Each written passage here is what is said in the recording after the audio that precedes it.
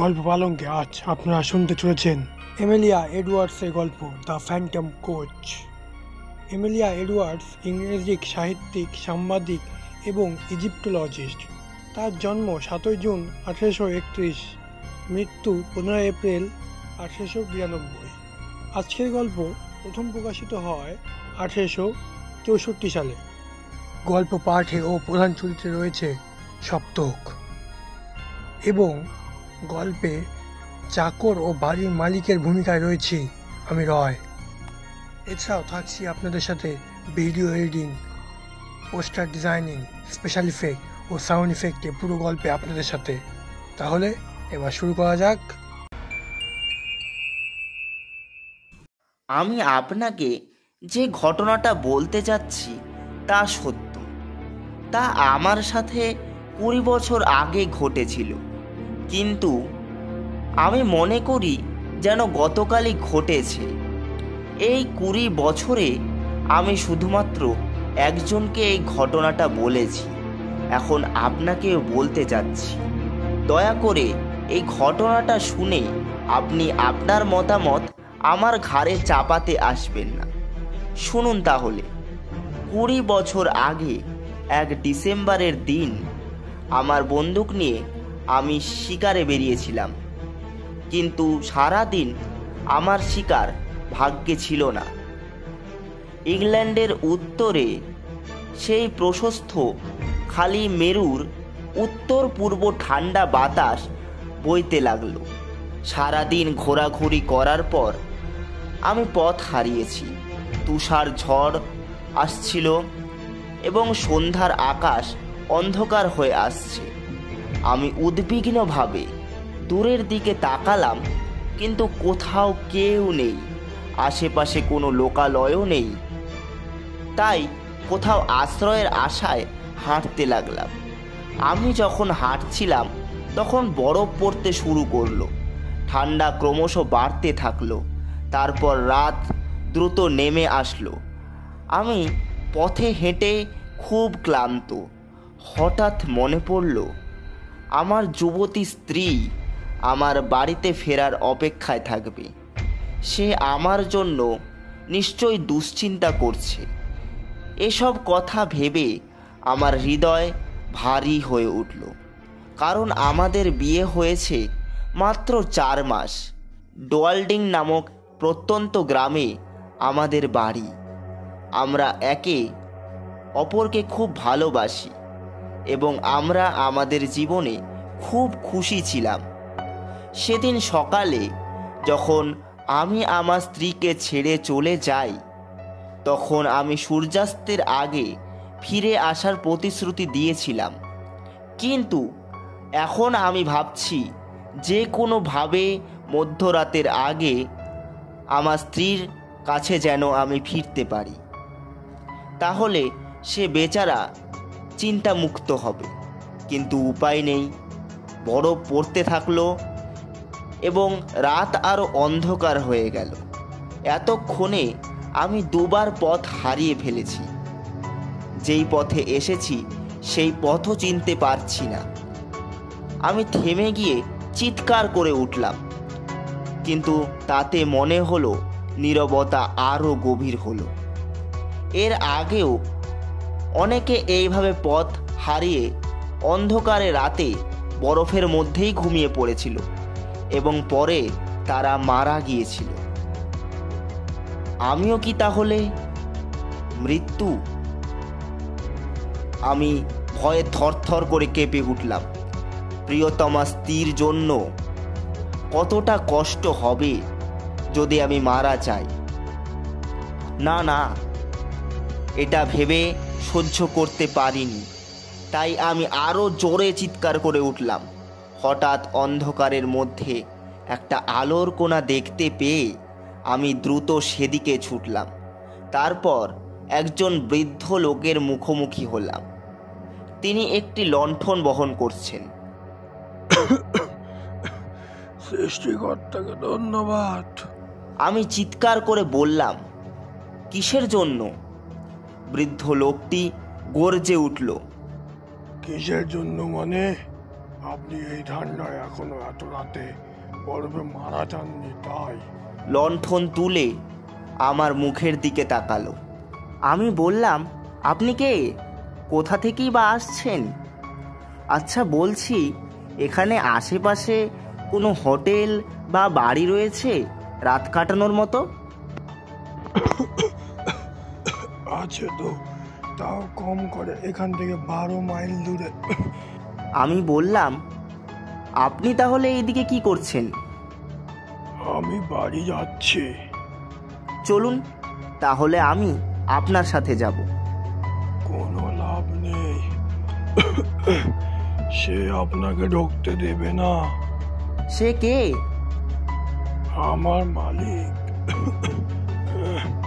কি বলেন যে আপনি এই দুর্যোগে এত রাতে? আশা করি আপনার মালিক একজন মানুষকে মরতে বাইরে বার করে দেবেন না। চলুন তো, আমি আপনার মালিকের সাথে কথা বলে নেব।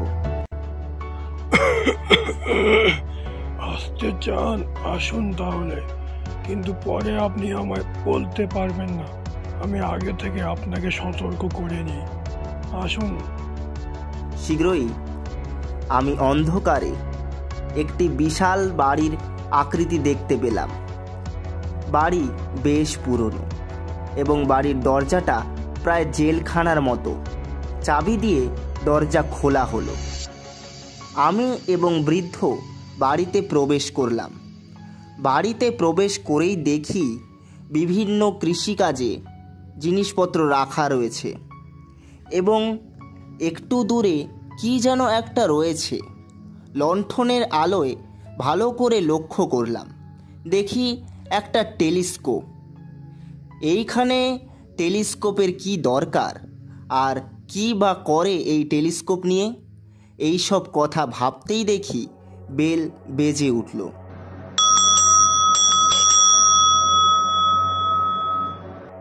তখনই বৃদ্ধ লোকটি আমায় বলল, ওই যে যান, মালিক আপনাকে ডাকছে।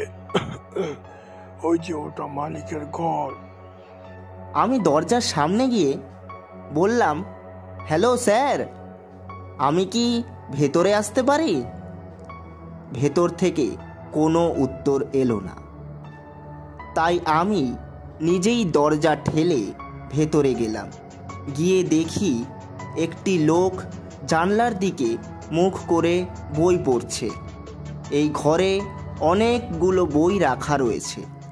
যখনই আমি লোকটাকে ডাকতে যাব, ঠিক সেই সময় লোকটা পেছন ঘুরে আমাকে দেখে বলল, আপনি কে? আমার বাড়িতেই বা কি বা করছেন?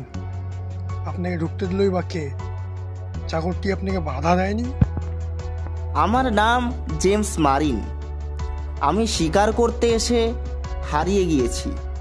আপনি যদি একটু আজকে রাতটা আপনার বাড়িতে আশ্রয় দিতেন। এটা কি আপনি কোনো হোটেল পেয়েছেন? বাইরে বোর্ড দেখেননি প্রাইভেট প্রপার্টি? যান, বেরিয়ে যান। না মানে বরফ পড়ছে তো, এই অবস্থায় বাইরে থাকলে আমি ঠান্ডায় জ্বরে মারা পড়ব। লোকটা জানলা দিয়ে বাইরে তাকালো আর বলল, ঠিক আছে, আপনি শুধু আজকে রাতটা থাকতে পারেন, বাট কাল সকাল হলেই কিন্তু আপনাকে চলে যেতে হবে। আমি আমার চাকরকে বলে দিচ্ছি, আপনার থাকার ও খাওয়ার ব্যবস্থা করে দেবে। এই বলে আবার তিনি বই পড়তে আরম্ভ করলেন। আমি বেরিয়ে এসে বাড়িটাকে ভালো করে দেখতে লাগলাম। মানচিত্র, কাগজপত্র এবং বই দিয়ে আবৃত ছিল। সেখানে ভূতাত্ত্বিক বস্তু, রাসায়নিক বোতল এবং অন্যান্য সরঞ্জামে ভরা আলমারি ছিল। বাড়ির হলঘরটা অগোছালো ও ছোট বাড়িটি ভালো করে দেখছি। এই সময় খাবারের ডাক এলো। বাড়ির মালিক ও আমি দুজনে মিলে রাতের ডিনার সেরে ফেললাম। খাওয়া দাওয়ার পর বাড়ির মালিকের সাথে আমার ঘন্টাখানেক গল্প চলল। গল্প করতে করতে হুট করে দেখি যে বৃদ্ধ চাকর এসে বলল, বাবু, বাইরে বরফ পড়া বন্ধ হয়ে গেছে, তাহলে কি আমি গেটের সামনে বরফগুলি এখনই সরিয়ে দেবো, না কাল ভোরে করে দেবো? আমি উঠে দাঁড়ালাম ও বাড়ির মালিককে বললাম, বরফ পড়া যখন বন্ধ হয়েছে এবার তাহলে আমি আসি। বাড়ির মালিক বলল, রাত তো অনেক হয়েছে, আজকে আর যাওয়ার দরকার নেই, কাল সকালে এক যাবেন। আমি বললাম, না, বাড়িতে আমার স্ত্রী একা রয়েছে, তাই বাড়ি ফেরাটা আমার কাছে অত্যন্ত দরকার। যাবেন যখন ঠিক করেছেন তাহলে পায়ে হেঁটে যাওয়ার দরকার নেই। এখান থেকে প্রায় 5 মাইল দূরে রাস্তার উপর দিয়ে রাতের ডাকগাড়ি যায়। আপনি কিছু পয়সার বিনিময়ে ওতে যেতে পারেন। আমার চাকর আপনাকে রাস্তা পর্যন্ত থুয়ে আসবে, বাকিটা আপনি নিজেই যেতে পারবেন। বেশ, তাহলে আর দেরি করে লাভ নেই, আপনি বেরিয়ে পড়ুন, নাহলে ডাকগাড়িটি হাতছাড়া হয়ে যাবে। আমি বাড়ির মালিককে ধন্যবাদ জানিয়ে বৃদ্ধ চাকরের সাথে বেরিয়ে পড়লাম। বাইরে ভালোই বরফ পড়েছে। চাকরকে অনুসরণ করে প্রায় 2 মাইল পর্যন্ত হেঁটে গেলাম। তারপর বৃদ্ধ চাকর আমার দিকে ঘুরে বলল, এই যে রাস্তা, এখান থেকে প্রায় 3 মাইল গেলে ডাকগাড়িটি পাবেন। আর হ্যাঁ, সাবধান, এই রাস্তাটি খাড়া এবং সরু, তাই সতর্ক থাকুন, বিশেষ করে সাইনপোস্টের কাছে, যেখানে পাথরে প্রাচীর ভেঙে গেছে। দুর্ঘটনার পর থেকে সেটি আর মেরামত করানো হয়নি। বুঝতে পারলেন? কি দুর্ঘটনা? প্রায় 9 বছর আগের কথা। নাইট মেলে কোচ সাইনপোস্টের কাছের দেওয়াল ভেদ করে নিচে খাদে পড়ে যায়। গাড়িতে 3 জন ছিল, তারা সবাই মারা যায়। যাই হোক, আর দেরি করবেন না, না হলে গাড়িটি কিন্তু আপনি আর পাবেন না। তাড়াতাড়ি যান। আমি বৃদ্ধ চাকরকে কিছু টাকা দিলাম এবং সে অন্ধকারে চলে গেল। তারপর পাথরের দেওয়ালটা আমার ডান দিকে রেখে রাস্তা ধরে হাঁটতে লাগলাম। এখন কেমন নিঃশব্দ আর নিঃসঙ্গ ছিল। আমি খুব একা অনুভব করলাম। আমি একটি সুর গাইতে শুরু করলাম। রাতের বাতাস ক্রমশ ঠান্ডা হয়ে আসছে। আমি দ্রুত হাঁটলাম ও আমি আমার মন দখল করার চেষ্টা করলাম, যাতে আমি এই অতিপ্রাকৃত দুর্ঘটনা সম্পর্কে বেশি কথা না ভাবি। কিছুক্ষণ পর থেমে বিশ্রাম নিতে হলো। আমি আমার নিঃশ্বাস ফিরে পেতে পাথরের প্রাচীরের সাথে ঝুঁকে পড়ার সাথে সাথে দূরত্বে একটা আলোর বিন্দু দেখতে পেলাম। আমি অনুমান করেছি যে গাড়ি এসেছে। আমি অবাক হয়ে গেলাম। এই খাড়া বিপজ্জনক রাস্তায় একটা গাড়ি কি করছে? কিন্তু এতে কোনো সন্দেহ নেই যে এটা একটা গাড়ি যা ঘন বরফ ভেদ করে দ্রুত এবং নীরবে আমার দিকে আসছে। কোচটা পুরো গতিতে রাস্তার বাঁকে ঘুরে আসার আগে আমার উত্তর দেওয়ার সময় ছিল না। আমি আমার টুপি নেড়ে চিৎকার করলাম, কিন্তু গাড়িটা আমাকে পাশ কাটিয়ে কিছুটা এগিয়ে থামল। আমি দৌড়ে কোচের কাছে গেলাম। প্রহরী ঘুমিয়ে আছে বলে মনে হলো। আমি দরজা খুলে ভেতরে তাকালাম। ভেতরে 3 জন লোক ছিল। আমি ঢুকে এক কোণে বসলাম। আমার সৌভাগ্য সম্পর্কে খুব বেশি বোধ করছি। কোচের ভেতরে মনে হচ্ছিল এমনকি বাইরের চেয়েও বেশি ঠান্ডা এবং স্যাঁতসেঁতে এবং অপ্রীতিকর একটা গন্ধ ছিল। আমি অন্য যাত্রীদের দিকে তাকালাম। সব পুরুষ। তারা চুপ ছিল, কিন্তু ঘুমিয়ে আছে বলে মনে হয় না। প্রতিটি মানুষ তার কোণে ফিরে বসেছিল এবং মনে হয় চিন্তায় হারিয়ে গেছে। আমি কথোপকথন শুরু করার চেষ্টা করছি। আজ রাতে খুব ঠান্ডা। আমি আমার বিপরীত যাত্রীকে বললাম। সে মাথা তুলে আমার দিকে তাকালো, কিন্তু উত্তর দিল না। আমি খুব স্পষ্টভাবেই তার মুখ দেখতে পাচ্ছিলাম না। আমি দেখলাম যে তার চোখ আমার দিকে তাকিয়ে আছে, কিন্তু একটা কথাও তিনি বললেন না। আমি অসুস্থ বোধ করতে শুরু করেছিলাম। বরফের শীতলতা আমার হাড়ে প্রবেশ করছিল এবং কোচের অদ্ভুত গন্ধে আমার বমি ভাব আসছিল। আমার বাঁদিকের পথিকের দিকে ঘুরে জিজ্ঞেস করলাম, জানলা খুললে কিছু মনে করবেন না তো? তিনি কথা বলেননি বা নড়েননি। আমি আবার জিজ্ঞেস করলাম, কিন্তু উত্তর না দিলে আমি অধৈর্য হয়ে জানলার পর্দা সরালাম। তখনই খেয়াল করলাম কোচের অবস্থার দিকে। এর প্রতিটি অংশ টুকরো টুকরো হয়ে পড়েছিল। পুরো যন্ত্রটি ছিল ছাঁচে, কাঠ পচে গেছে। আমার পায়ের তলায় মেঝে প্রায় ভেঙে যাচ্ছিল।